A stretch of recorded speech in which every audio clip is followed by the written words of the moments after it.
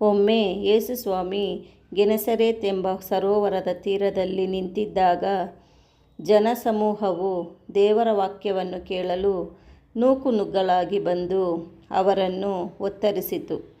ಆಗ ದಡದ ಮೇಲಿದ್ದ 2 ದೋಣಿಗಳು ಯೇಸುವಿನ ಕಣ್ಣಿಗೆ ಬಿದ್ದವು.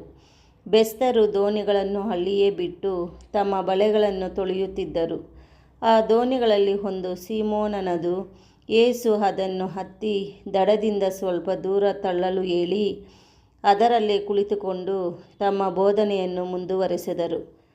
ಬೋಧನೆ ಮುಗಿದದ್ದೇ ಸೀಮೋನನಿಗೆ, ನೀರು ಆಳವಾಗಿರುವ ಸ್ಥಳಕ್ಕೆ ದೋಣಿಯನ್ನು ಹಾಯಿಸಿ ಮೀನು ಬೇಟೆಗೆ ನಿಮ್ಮ ಬಲೆಗಳನ್ನು ಹಾಕಿರಿ ಎಂದರು.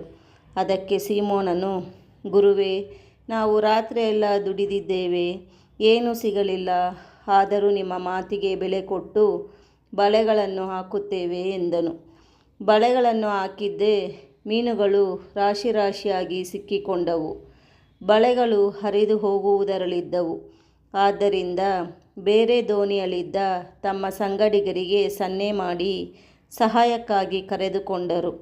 ಅವರೆಲ್ಲರೂ ಸೇರಿ ಮೀನುಗಳನ್ನು ತುಂಬಿಕೊಳ್ಳಲು ದೋಣಿಗಳೆರಡು ಮುಳುಗಲು ಆರಂಭಿಸಿದವು.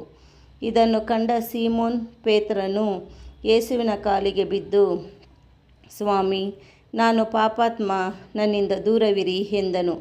ಹಿಡಿದ ಮೀನಿನ ರಾಶಿಯನ್ನು ಕಂಡು ಅವನ ಸಂಗಡಿಗರೆಲ್ಲರೂ ನಿಬ್ಬೆರಗಾಗಿ ಹೋಗಿದ್ದರು.